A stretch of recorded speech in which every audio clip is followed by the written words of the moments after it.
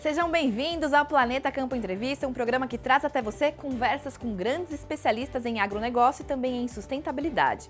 Hoje a gente faz um verdadeiro panorama do agro brasileiro, passando por questões fundiárias, segurança jurídica, inclusão de pequenos produtores, infraestrutura, desafios climáticos e, claro, produção sustentável. E eu converso sobre todos esses temas com ela, que já foi presidente da SRB, a Sociedade Rural Brasileira, e da FAN, a Federação de Associações Rurais do Mercosul. Essa mulher que hoje representa o agro brasileiro em diversos conselhos relevantes, como o da FEBRABAN e da Embrapa, para citar apenas dois, além de diversas entidades com foco no desenvolvimento sustentável. Nossa convidada de hoje é Tereza Vendramini, mais conhecida apenas como Teca Vendramini.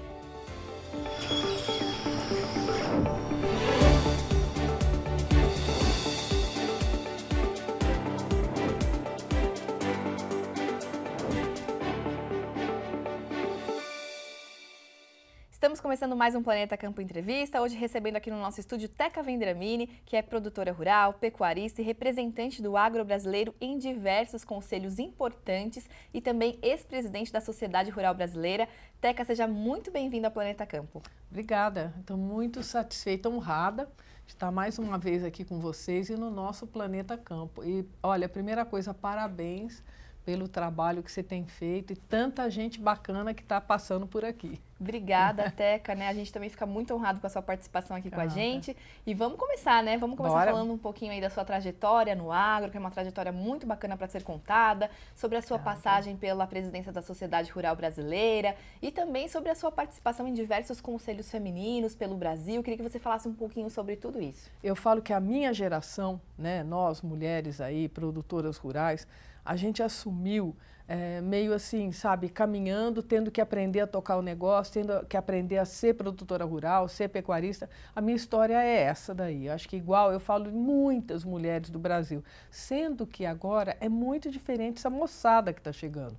Graças a Deus que estão chegando essas meninas aí, que estão na Exal, que estão em outras super universidades aí, chegando muito mais preparadas que a gente.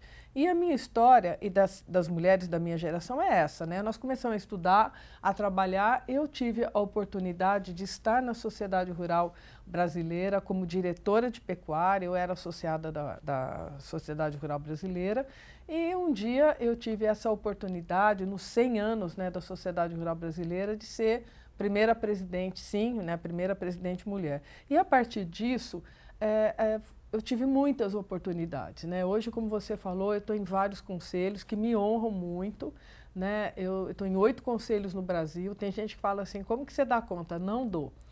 Pode ter certeza que eu não dou conta. Tem vários que eu não consigo nem, nossa, eu peço desculpa às vezes para as pessoas, Mas eu acho que tem alguns conselhos bem representativos aí que me honram. Um é o da FEBRABAN, que eu represento o agronegócio lá dentro, a Embrapa, que eu sou conselheira hoje da Embrapa, que é uma honra estar na Embrapa, Eu falo que eu estou com a minha escola na Embrapa, Estou lá junto com eles, aprendendo, aprendi tanto na Embrapa, continuo aprendendo aí, e vários outros aí. Eu acho que tem muito a ver com o teu programa, que são ligados à sustentabilidade, são ligados à Amazônia, são ligados à regeneração, que são alguns fundos aí que eu participo também. Muito bom, Teca. Falando um pouquinho, então, começando pela Sociedade Rural Brasileira, que a gente vai passar um pouquinho por todos esses conselhos, por todas essas atuações, mas começando, então, pela Sociedade Rural Brasileira, como que você avalia a sua gestão, como que era antes, como que foi depois, quais foram as suas principais contribuições? Olha, eu acho que eu aprendi isso muito lá, na Sociedade Rural Brasileira. Cada presidente, com certeza, nos 105 anos da Sociedade Rural Brasileira, contribuíram dependendo daquele período que estava lá, dentro da sua possibilidade. Então, a gente tem histórias, dentro da Rural, de grandes presidentes, e era uma preocupação minha, assim, como fazer jus a esse legado que a Sociedade Rural Brasileira traz em 105 anos aí para os produtores rurais brasileiros, Eu acho que eu tive...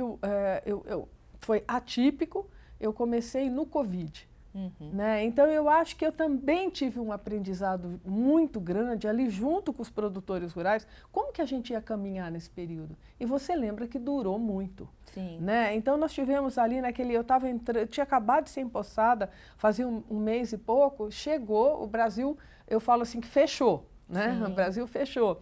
E aí a gente começou, eu lembro das primeiras minhas atitudes, eram estradas fechando, os caminhões não podiam passar, sabe, assim, e a Rural me ensinando que a gente tinha que ter uma voz ativa naquilo, da importância do agronegócio brasileiro e que as estradas tinham que ser liberadas e etc e tal, postos de gasolina não podiam fechar. Foi assim, eu acho que foi um aprendizado assim, como se a gente tivesse uma guerra. E a gente estava, uma guerra contra o vírus. E eu acho que, a partir daí, eu fui caminhando junto com o agronegócio brasileiro, que foi o grande, né, que eu acho que o grande vencedor disso tudo, produzindo muito. Os produtores rurais estavam dentro das fazendas, produzindo. E eu tenho uma frase que eu gosto muito de falar, que no Brasil, o mundo inteiro sofrendo com aquilo, a população nunca se preocupou se ia faltar, eu falo muito essa frase, um saquinho de arroz na prateleira do supermercado. Né? Então, eu acho que foram anos, passou o Covid, nós fomos entrando em outras coisas, outras pautas. Eu acho que são os grandes desafios do agronegócio, que eu continuo falando, né? Segurança jurídica, direito à propriedade privada. Eu falo que eu pareço um disco riscado, eu não paro de falar isso daí, eu falo sempre isso daí. Livre iniciativa. E a gente tem vários outros, né? Outros grandes desafios do agronegócio aí, questão indígena, que a gente está passando um momento aí com a votação do STF, né, o PL 490 que passou, mas agora está no Senado, como é que isso vai caminhar e outros desafios. Eu acho que, com certeza, foi um grande aprendizado para mim e eu procurei caminhar junto, né, com esses grandes desafios e como que a gente, né, como uma entidade, podia fazer uma diferença ou interferir nisso daí, de uma maneira positiva. Realmente foi um momento ali em que todo mundo ficou sem saber o que fazer, né, Tec? Eu acho que a gente conseguiu fazer um grande trabalho. E você já citou um pouquinho essa questão da segurança jurídica, né, da questão fundiária. Eu queria que a gente aprofundasse um pouquinho mais nesse assunto, já que você realmente fala bastante sobre isso, porque são questões importantes para o Brasil em que a gente precisa avançar. Então eu queria que você falasse quais os caminhos possíveis para a gente realmente conseguir se desenvolver nesses pontos tão importantes. Eu acho que os caminhos, né, estão sendo trilhados. Eu acho que hoje a gente tem uma bancada aí na frente parlamentar muito forte, né, que está pautando as nossas votações, está ali fazendo uma oposição grande quando precisa ser feito, né, nessas votações, ali no governo, que é um governo, né, de esquerda que entrou agora no Brasil. Então está caminhando. Agora as grandes pautas realmente, né, não só essas políticas que eu falei, né, eu citei direito à propriedade privada, né, essa segurança jurídica que o produtor rural precisa ter, né, para poder investir, para poder caminhar nisso. Eu citei a questão indígena, regularização ambiental, né, que o produtor rural, muitas vezes, ele quer se regularizar em algumas situações, os órgãos não estão preparados, e isso de muito tempo, não é só agora, né, que caminha, existe muita coisa. Eu falo que tem um Brasil ainda para andar, um Brasil para fazer. Se você for no nortão do Brasil e estiver lá, você vê as dificuldades que as pessoas têm, a falta de efetivo, até, né, de pessoas para isso. Outra coisa que eu considero um grande desafio, sempre a nossa defesa do nosso Código Florestal Brasileiro. Com certeza. Né? Isso daí eu falo que o Código Florestal Brasileiro, eu sou produtora rural, é a nossa lei. É ele que eu sigo, é ele que eu quero seguir. E a gente sempre tem alguns entraves, muitos problemas em relação a isso, né? De alguma maneira, tentando desqualificar o nosso Código Florestal Brasileiro. E aí, minha amiga, a gente tem problemas estruturais do Brasil, né? Eu estava conversando com você um pouco antes, infraestrutura e logística, né? A gente sabe, esse Brasil que vai produzir esse ano mais de 320 milhões de toneladas que a gente vai produzir, precisando descer, andar, chegar nos portos, né? Isso é uma dificuldade. Outra coisa prática, armazenagem. né, no Brasil, a gente tem um dado aí que a produção agrícola do Brasil cresceu 7,8% e a questão da armazenagem cresceu 3,4%. Então tem uma defasagem muito grande. Nós temos aí milhões de toneladas, se eu não me engano, de 115 a 118 milhões de toneladas que esse ano nós vamos ver a céu aberto. Né? Nós vamos ver aí soja armazenada ao céu aberto, milho, etc. Então é um Brasil que cresceu muito e está caminhando. Outra coisa, conectividade, né? Vamos falar, eu sempre falo, gente, conectividade não é para falar no telefone, é para ter aprendizado, né? Para ter uma ligação aí desse país, para esse pequeno produtor cada vez mais poder se atualizar e estar, de alguma maneira, caminhando, né, para uma produtividade maior. E olha, eu não vou parar de falar, porque do mesmo tamanho que o agronegócio né, um gigante, ele tem, né, os desafios de uma maneira bem proporcionais ao tamanho dele. Com certeza. Teca, inclusive, pegando esse gancho que você falou, né, sobre infraestrutura, né, tem uma questão muito importante também sobre isso na Amazônia, e você participou recentemente ali dos diálogos amazônicos que antecederam a cúpula, né, sim, reunindo aí os 8 países que estão ali no bioma. Então eu queria que você falasse um pouquinho sobre isso ali na região, como que essa questão de infraestrutura, inclusive, afeta a qualidade de vida, pobreza, fome das pessoas ali. Eu queria que você falasse um pouquinho sobre isso também. Eu acho que, né, é público, né, o Brasil sabe, né, essa dificuldade, né, essa diferença, às vezes, até de IDH, né, do sul e do norte do Brasil. E eu fiquei alguns dias, sim, em Belém, e eu acho que quando você está no lugar, que você, né, eu falo que ler é uma coisa, mas tem muita coisa que eu vivi e estou vivendo e para mim é muito importante, sabe, assim, estar ali com eles. Então, eu acho que a primeira coisa que eu tenho para falar, né, dos diálogos amazônicos é a constatação, né, que o menor IDH do Brasil é da Ilha de Marajó. Né? Eu não tinha essa informação, então é uma dificuldade muito grande, uma carência muito grande. E eu participei, sim, falando muito das áreas degradadas, né, do Brasil. Houveram várias discussões, é uma pauta que eu tenho caminhado aí no Brasil. Mas eu acho que o que que eu espero, né, a Cúpula da Amazônia é uma preparação para a COP, né, a nossa COP 30 que vai ser lá em Belém. E a gente já percebe agora, na Cúpula da Amazônia, que a cidade está sendo arrumada. De alguma maneira, eles vão arrumar cada vez mais a cidade para receber uma cúpula. Né? Imagina, né, o Brasil recebendo isso no norte, não só questão de hotel, mas de tudo. Né? Não tem infraestrutura para isso. Agora, o que eu, sinceramente, como brasileiro, espero é que, além de arrumar, né, a cidade para ela ficar ok para as pessoas, é que esses governos que estão aí, né, que vão ter possibilidade de trabalhar, resolvam essa problemática que a gente tem de saneamento básico, né? Que são índices horríveis, né? Água encanada para essa população de alguma maneira. Então eu acho que é isso que eu espero que esses diálogos amazônicos tenham trazido um pouco para esse nortão do Brasil e principalmente nessa preparação para a nossa COP, sabe? Que o povo seja mais olhado, né? Seja mais ajudado do que uma maquiagem seja feita na cidade, que seja investido nessa população. Isso daí... A gente fala muito da preservação ambiental da Amazônia, a gente lembra de floresta, mas é isso, a gente não pode esquecer que lá vivem milhões de pessoas, né, em uma situação muito difícil, né, Teca? Isso, como eu te disse, no pior IDH do Brasil. Isso me toca muito, sabe? Eu acho que nós brasileiros temos que perceber isso daí. Com certeza. Teca, eu vou te pedir uma licença, então, na nossa conversa, para a gente fazer um rápido intervalo, mas daqui a pouquinho a gente está de volta. Até já!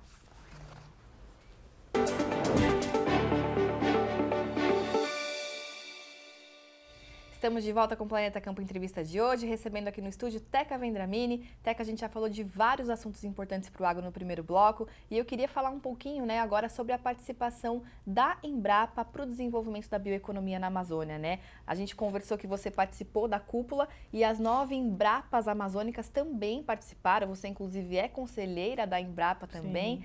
Então, eu queria que você falasse um pouquinho desse papel da Embrapa agora para desenvolver a região, assim como eles fizeram em outros lugares do Brasil, como o Cerrado, né, Teca? Não, eles já estão fazendo, né? Não é que chegaram agora lá, não. É um trabalho, assim, né, que estou com a oportunidade de estar com a Embrapa. Hoje até eu vou sair daqui, viajo para o encontro do Conselho, que está sendo riquíssimo, assim, né? Eu acho que ver essa Embrapa que realmente, né, fez essa revolução no agronegócio brasileiro, mas que eu acho que agora vai se renovar cada vez mais para mais 50 anos. Né? Existe essa vontade desses pesquisadores, né, desses diretores de unidade aí, né? Então a Embrapa tem 43 unidades aí espalhadas no Brasil, né? Eu estou aprendendo isso daí e eu quero ter saúde e tempo para andar nessas unidades todas, porque é um aprendizado muito grande. E eu estive sim em Belém, né, junto com o nosso Valque Mário, que toca essa Amazônia, essa Embrapa lá, e foi feito, paralelo à Cúpula da Amazônia, um grande encontro, né, de todos esses diretores dessas Embrapas da Amazônia Legal. E é muito legal de ver esse trabalho que já está sendo feito, não é agora. Né? O ano passado, por exemplo, eu estive em Manaus, na Embrapa Amazônia Oriental. E olha, é um espetáculo. Eu falo que a Embrapa me leva a alguns lugares, até dentro da Amazônia, onde eu não iria sozinha, você não vai sozinha, a gente não consegue chegar. Eu falo que só chega o Exército ou a Embrapa. Eu sempre brinco com essa situação que é. E assim, eu tive a oportunidade já do ano passado de ver o trabalho que está sendo feito com pequenas comunidades. Então, dentro da floresta, plantação do quê? De açaí, de outras culturas, e dando a oportunidade, ensinando e dando um suporte para essas pequenas comunidades da Amazônia prosperarem, a trabalharem, a terem, né, o seu sustento aí. Então, esse trabalho, essas Embrapas já têm feito há muito tempo. E eu acho que, se Deus quiser, cada vez mais vão continuar nessa pegada aí de sustentabilidade e de ajuda a esse produtor rural. Com certeza, inclusive eles vêm atuando até na questão de saneamento dentro, né, das pequenas propriedades. A gente até fez uma reportagem esses dias aqui no Planeta Campo, mostrando como eles vêm fazendo um sistema ali de fossa séptica, resolvendo não só a questão alimentar, mas também essa questão de saneamento que muitas vezes a gente precisa tanto, né, Teca? Bacana. E aí, eu queria falar um pouquinho agora também que você vem liderando um grupo de trabalho focado em recuperação de pastagens degradadas por meio do que a gente chama aí de conselhão, né, o que é o Conselho de Desenvolvimento Econômico e Sustentável. Queria que você falasse um pouquinho do planejamento desse grupo de trabalho para conseguir alcançar esse objetivo de recuperar as nossas pastagens. Olha, eu partilho, né, desse grupo com várias pessoas que estão ali comigo, vários assim, empresários aí, grandes empresários do Brasil que estão, e não preciso citar o nome, isso daí é público, estão lá comigo. Então, eu acho que o mais relevante é falar de quase 160 milhões de hectares aí do Brasil, que nós temos mais ou menos isso daí de pastagem degradada, e eu trouxe até um dado aqui que eu não quero errar para falar, um dado da Embrapa, 58 milhões de hectares são de boa qualidade. Nós temos 66 milhões de hectares em estado de degradação intermediária, e acho que o que o Brasil está caminhando agora é em 35 milhões de hectares em estado de degradação severa.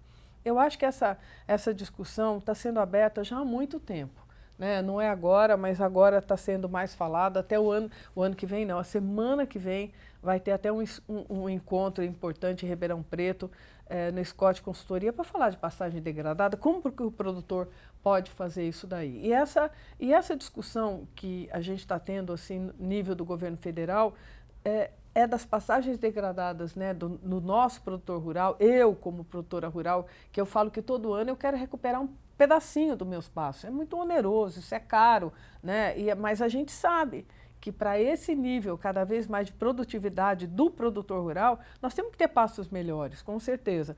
Mas existe uma outra discussão também que é um aprendizado para mim, que é cada vez mais recuperar essas áreas degradadas. Eu acho que não só a pastagem, mas as outras. E outra coisa, biomas. as diferenças de biomas, né? Onde que vai ser mais plantado árvore, onde vai ser recuperado pastagem, eu acho que está iniciando essa discussão. Agora, tem uma coisa que eu quero colocar aqui junto com você, não só de pastagem degradada, mas de sustentabilidade, que é um tema que você usa também, que é o clima. Uhum. Né, que eu acho que tem. A gente está chegando agora no final do ano, né, falando em pastagem degradada, que essa vontade do produtor rural, essa ênfase, né, de que a gente tem que recuperar, então vai chover o suficiente, não vai, né? E a gente está vendo uma outra coisa ligada a isso, né? Essa mudança climática muito grande. Sim. E eu tenho falado ultimamente do Rio Grande do Sul, né? Então eu abri um congresso a semana passada em Brasília e eu falo muito desses desafios do Brasil e eu falei, hoje eu vou começar a falar de um desafio que a gente não controla. Um desafio que nós, produtores rurais, governo, seja quem for, não controla, que é o clima. Sim. E a gente viu o que aconteceu, né, no Rio Grande do Sul, que foi esse ciclone que devastou 79 cidades, né? Uma situação que o Brasil inteiro acompanhou isso. E vendo o nosso Rio Grande do Sul, falo nosso que eu tenho um apreço muito grande pelas pessoas que estão lá, conheço muita gente e acho que é uma coisa, né, de cidadão brasileiro, da gente pensar nisso. Rio Grande do Sul passou, no começo do ano, uma seca muito grande, ele teve perdas aí, um calor muito grande e agora ele foi devastado aí por um ciclone. Então, eu acho que em toda a discussão que a gente tiver de Brasil, de agronegócio, de produtividade, de sustentabilidade, nós temos que colocar a questão climática aqui, que tá nos gerando muita dificuldade. Com certeza. Inclusive, a pecuária vem, né, muitas vezes sendo criticada por essa questão climática toda, tanto com relação a... Desculpa, agora foi eu. Espera aí, então. Nossa, tá parando aqui. Beleza. Aqui voltei, acho. Não, tá tranquilo, Elis, obrigada. Tá bom, obrigada. O que é agora que você vai? Queria falar sobre a questão da pecuária relacionada a essas questões climáticas, né? Que aí eu vou te perguntar sobre a questão da fermentação entérica dos bovinos e sobre a questão do desmatamento relacionado à pecuária, que também tem a ver com essa questão do clima. Então, o quão longe esse tipo de críticas está da realidade? Como que o setor vem se organizando para mitigar esse tipo de problema? Então tá bom. Pode? Pode. Perfeito. Então tá bom. Quando você quiser, Elis. Inclusive, né, Teca, falando um pouquinho dessa questão climática, a nossa pecuária muitas vezes vem sendo ali apontada, criticada com relação à fermentação entérica dos bovinos, que emite metano, e também por questões relacionadas ao desmatamento, né? A gente acaba sendo relacionado a esse problema. Então, eu queria te perguntar como é que o setor, né, como é que a gente está se organizando para enfrentar esse tipo de crítica, esse tipo de problema? Eu acho que o setor, né, primeiro é a consciência, né, que os produtores rurais já têm da importância, né, mais uma vez, do tema relacionado ao seu programa, que é sustentabilidade, com certeza.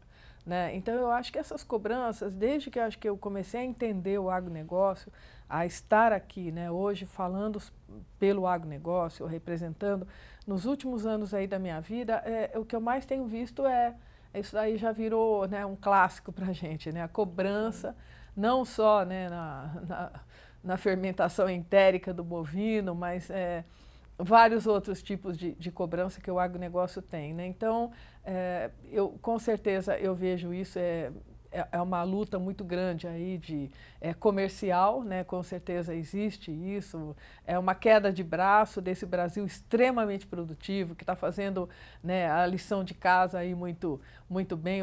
Ontem até eu escutei falando em fazer a lição de casa, os custos que os navios têm parados aqui no Porto de Santos, é um absurdo quanto que paga por dia, quanto que custa para sair uma produção de grãos de soja ou do que for, de carne, né, que sair dos portos brasileiros para os outros países. Mesmo com esse custo que o Brasil tem, o produto brasileiro ainda é extremamente competitivo. Então é óbvio que isso há décadas, né, e agora nesses últimos 10 anos assusta muito, e esses outros países tentam trazer alguma dificuldade para o Brasil.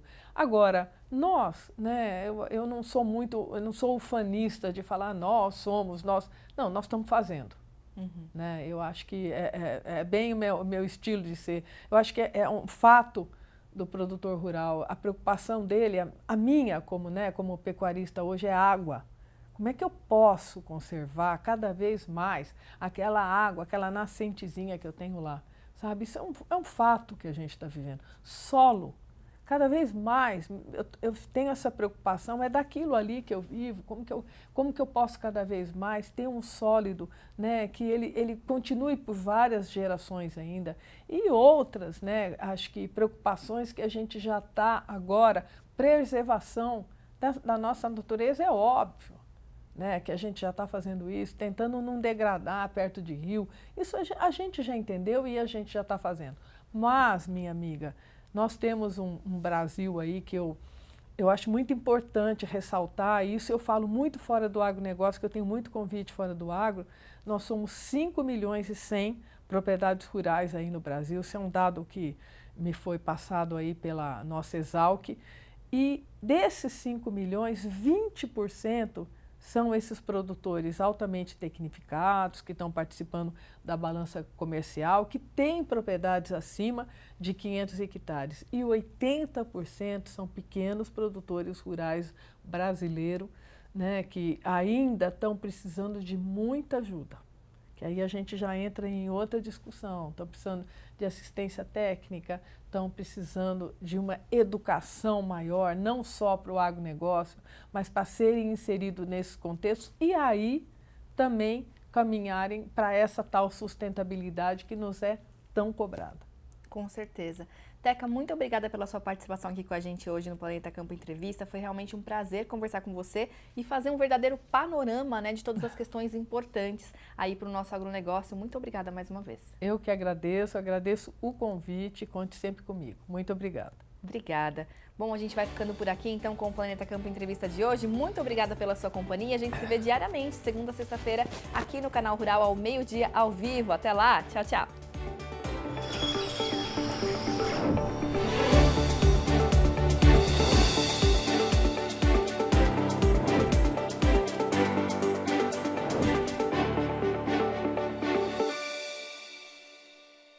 Planeta Campo, patrocínio.